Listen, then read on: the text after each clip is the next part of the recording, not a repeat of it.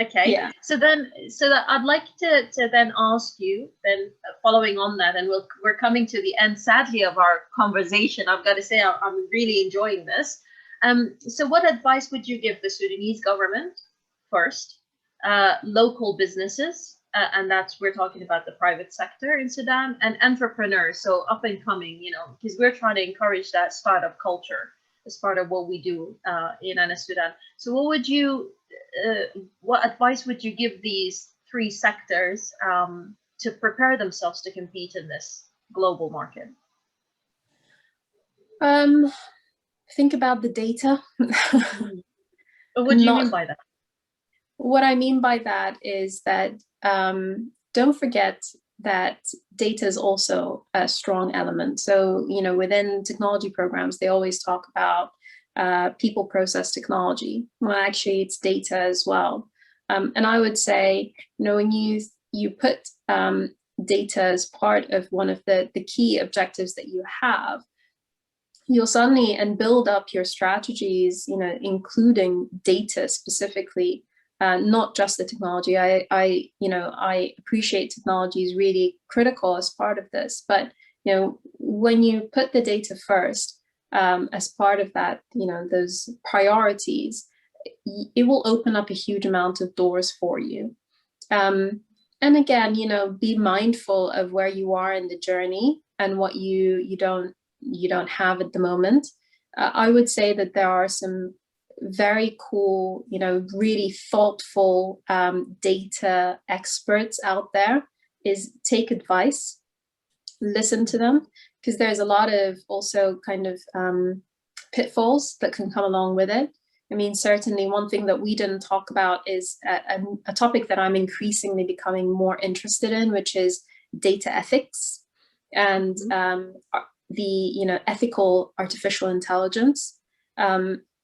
I think that's where I would say take advice, understand how important the area is, understand or research the growth potential and the opportunity, because it's immense in this space, but also appreciate that it's a very sensitive topic, especially when you start to move into collecting data about people or developing automations through algorithms that are going to impact people's lives specifically.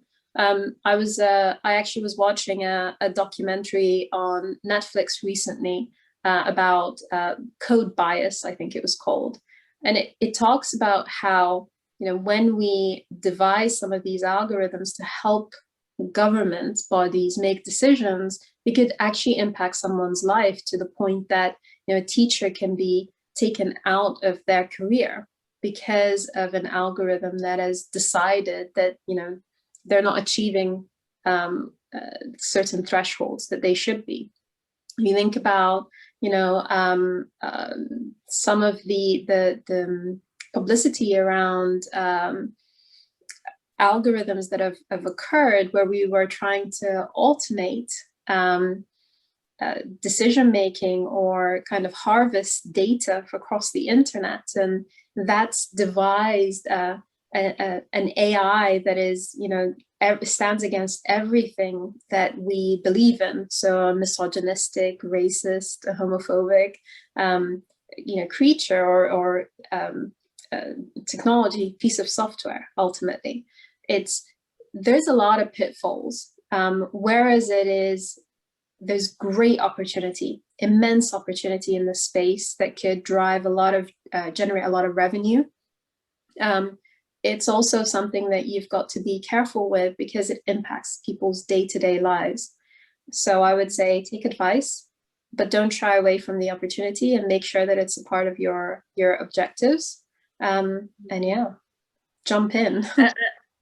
And I suppose I almost feel like, because it's such an ambitious effort, it's almost like this needs to come at a national strategy level, that the government sets as one of its strategies is aligning the country in this global arena, and then almost start to filter down into the legal system, the finance and banking systems, and so on. I mean, I think it depends on the objective.